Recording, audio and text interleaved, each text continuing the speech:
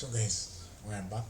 We had stopped on severity, and we are saying that if you as individual are civilized and you are focused, it means you're going to be able to respect the natural power structures of the world. Like some people, they don't understand what civilization is all about. If you find a community is organized and it is civilized, it means you're going to follow these policies which are set up by maybe a government or maybe by a organized community or something like that. But right now, if you're not civilized and you're not able to focus, you're not able to follow these rules which are natural power structures of the world, you may not end up making it. Like for example, here we are trying to show the integration of civilization with the BTC community. Bitcoin, we're saying we must respect its natural power structures. If BTC says the rule number one, for example, never sell your Bitcoin, I think you would focus more on not selling on your Bitcoin. Just continue accumulating your Bitcoins.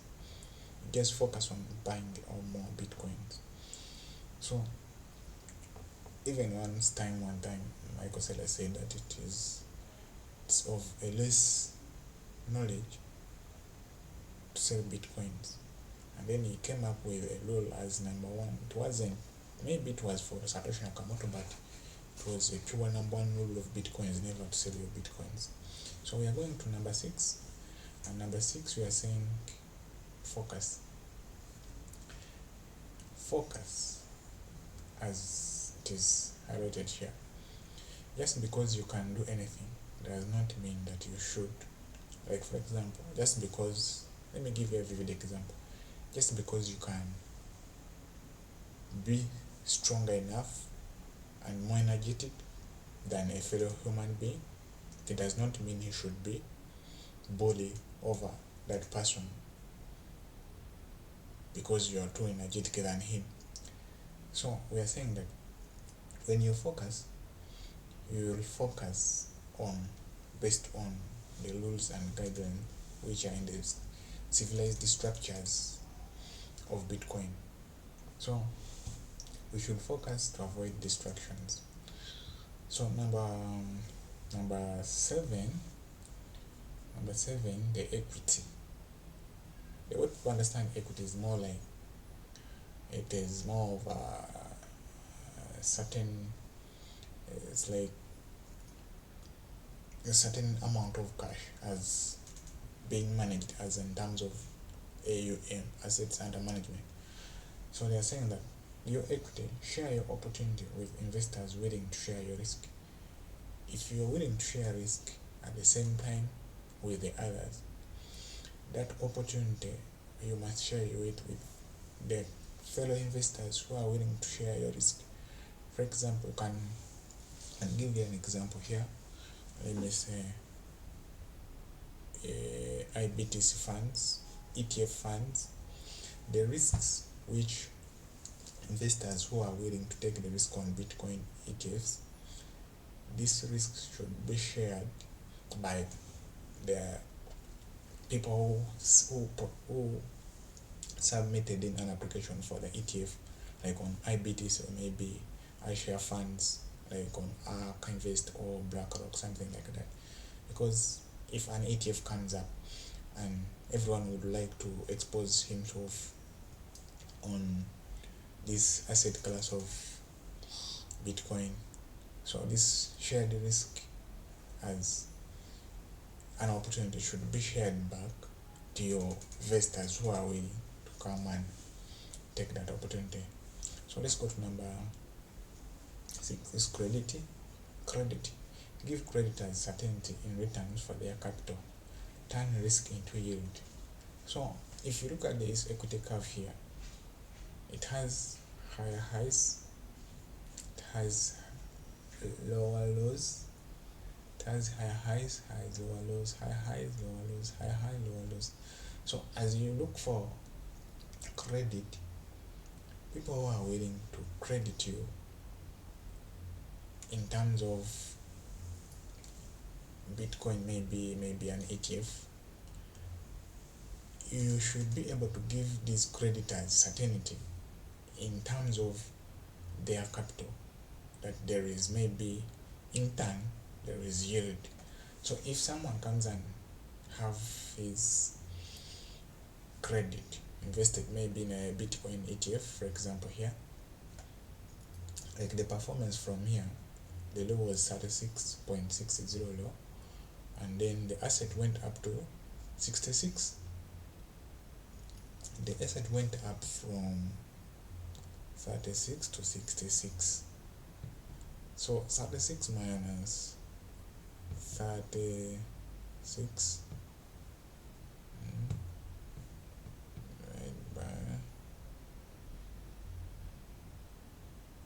divide by 36 times 100. So the asset made an 85% return on your investment. From here up to here, it was a 30% up, which was almost 80%, 83% return on investment, or a turn on risk into a yield. Like those who understand yield, these ETFs, they are funds inflow in millions, as for example here, 671 million US dollars as a US equity. So if there is a turn on yield which is being capitalized on, maybe let me say for example, these creditors, they are willing to take a risk on this asset, maybe a Bitcoin ETF, you as the company owner, you must be willing to give your creditors a return in terms of yield, and this yield must not be affected by terms of inflation. Like for example, the number one hedge asset on inflation, everyone right now knows it is BTC. It has no doubt about that. But look, if the asset gives you 200, it gives you 300, it gives you 500, it gives you 500, it gives you 600, and it gives you 700. That's when it's an asset, a net asset value at 55 million. So there is a turn on the risk into yield. So that's number 6. If you are willing to make wealth, your asset must have that kind of a yield as a return on the funds which is by creditors. Let's go to number 7, compliance. Then with compliance, basically it is self-explanatory. Compliance, we are saying that create the best company you can within the rules of the market. For example, if you don't know the rules which are governing the Bitcoin market, maybe the Bitcoin software, Bitcoin technology, which is run on blockchain, you may not understand how compliant you will be on this market. But if you are compliant, means you already know the rules which are created by the company for you to run on this central market. So let me say, for example, just if you're compliant with, for example, APYs, let me give an example. An APY of Bitcoin can come up with an ETF to creditors, and at the same time it comes with a highly exciting APY, let me say something like 11%. Mark you that some assets which promise high APYs, they are usually scams. So here you must be compliant to the rules which are set by the company which govern that market. So let's continue.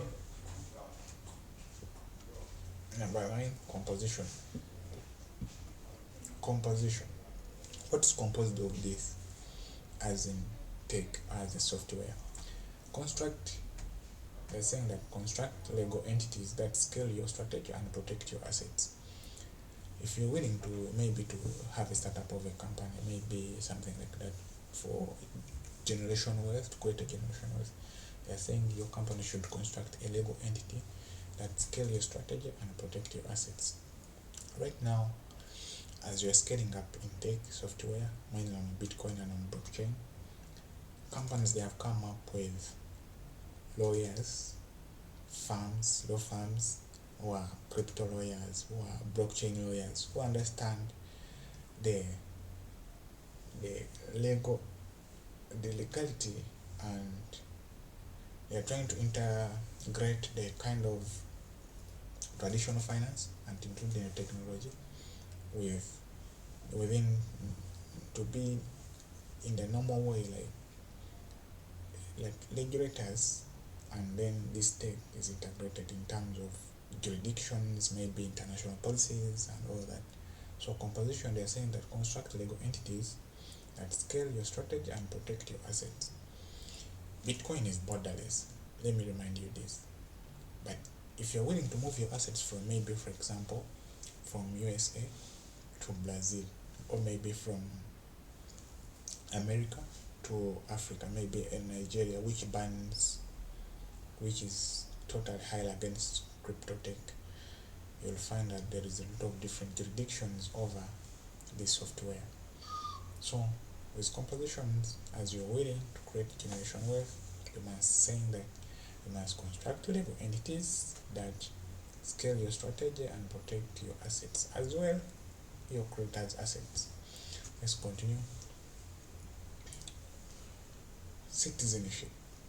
Number 10. Number 10 is citizenship. Number 10 is citizenship. If citizenship,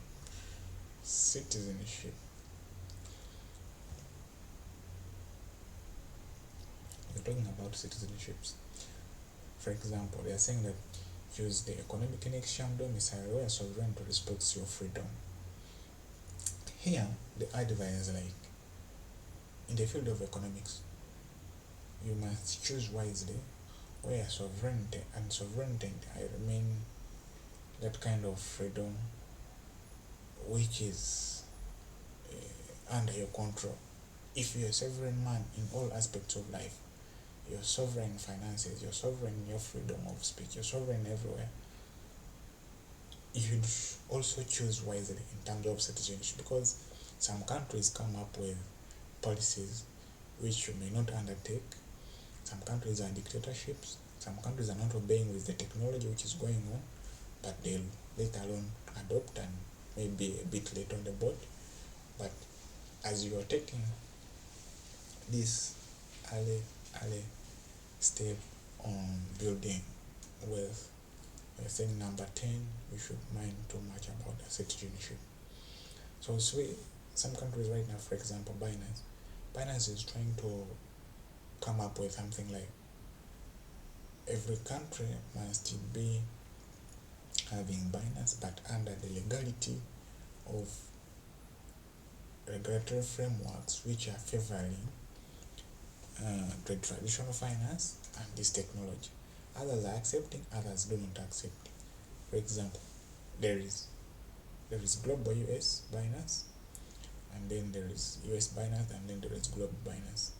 So if you're to use Binance in US, it means you need VPNs, or you'll go by the local exchanges to go about the crypto technology. And for example, another example here, Coinbase and others, they are highly under scrutiny by these new bills which are coming up. For example, in USA, new bills are coming about stable coins and stable whatever. So they are looking at regulatory frameworks which can regulate these upcoming stable coin. And remember, so if you think about citizenship, you should sign citizenship maybe more than one or two countries that favors your sovereignty in terms of freedom. Let's go number 11, communication. Speak with candor, act with transparency, and repeat often. As you're trying to, as you're trying to, they're saying, as you're trying to make sure that you're trying to be an advocate, you must speak with candor and act with transparency and repeat often. If you're transparent, people are going to be willing to come up and invest with you. That's it. There is nothing like a shortcut. People are willing to invest with you if you're transparent. If you have that trust, like for example, blockchain technology is trustless. That's why people trust it. But if you compare, look at the traditional banking systems, which are fractionizing everything, people don't trust it because they use their money. Let's go to number next.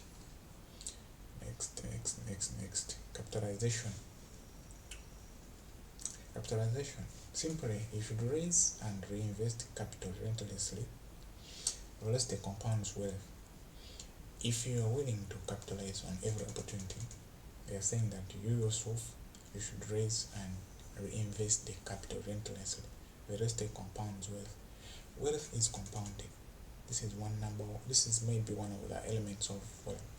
You have to compound it, and repetition, relentless repetition as a reinvestment is one of the way how you can accumulate wealth. So basically that's capitalization, what we mean. Let's continue. Then competency. As you're building your own company, you should be competent, and competent means skills as software skills, intellectual skills, something like that. They're saying that deliver consistent, precise, and reliable executions. So competence that delivers consistent and precise, reliable executions. So here it might be in terms of your strategies as a company. Like for example, if you are maybe MST, MicroStrategy, if your strategy is DCA, that's dollar cost averaging, you do it consistently, precise, and people will just come and observe that you are reliable in your execution. And mark you that guys who are around, the number one strategy that beats the market is dollar cost averaging. There's no any other market strategy that beats that. So you just mark that you're competent, or your competence delivers consistent, precise, and reliable execution. So let's continue. We're about to finalize. And then adaptation, number 18. Adjust your plans as circumstances changes. So we're saying that since every technology is dynamic, things change. Too much of changes is coming day and night. You should adjust your plans as circumstances change. So you might, for example here, you might be relying on dollar cost averaging, and you find out the market maybe it does not favor you to dollar cost average. You might be adaptive of the new markets, which may give you a high return compared to one market you would have stuck on, and then maybe it doesn't give you that fair value as to go on. And that's when you use micro strategies, buying all the tops all the time, because he even asks sometimes that if BTC goes to 1 million, won't people buy? So here saying that adaptation adjusts your plan as circumstance changes. Let's go to number 19. Cooperation. A powerful wealth creation engine on earth is a well-most structured cooperation. Here they are encouraging togetherness. If we are saying that cooperativeness is a powerful wealth creation engine on earth, well-structured cooperation. If you have a cooperation which is well-structured, it is one of the wealth creation engines on earth. And they say together we can. The beauty of a group is not the number of members, but the number of active and supportive members. If you're 10 or 5, or you're a family, or maybe something like that, that's when you start. You don't need too much big numbers to run that cooperativeness of yours. So let's go to the 19. Advocacy. Advocacy.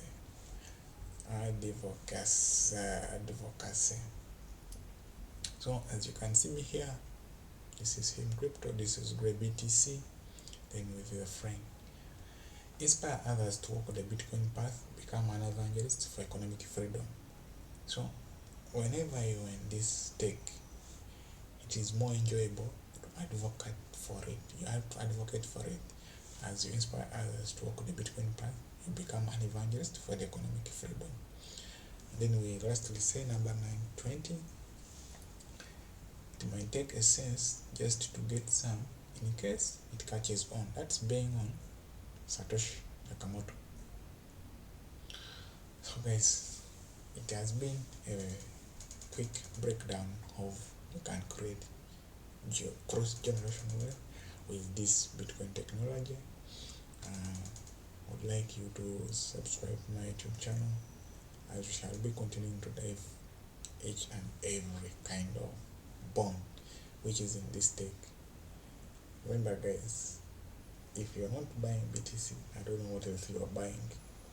But beyond that, a risk-free asset now, which is now by each and every global smartest investors like Aka Invest, Michael Saylor, they are saying that Bitcoin right now is a risk-free asset. It's even better than gold. So buy more Bitcoin as much as you can.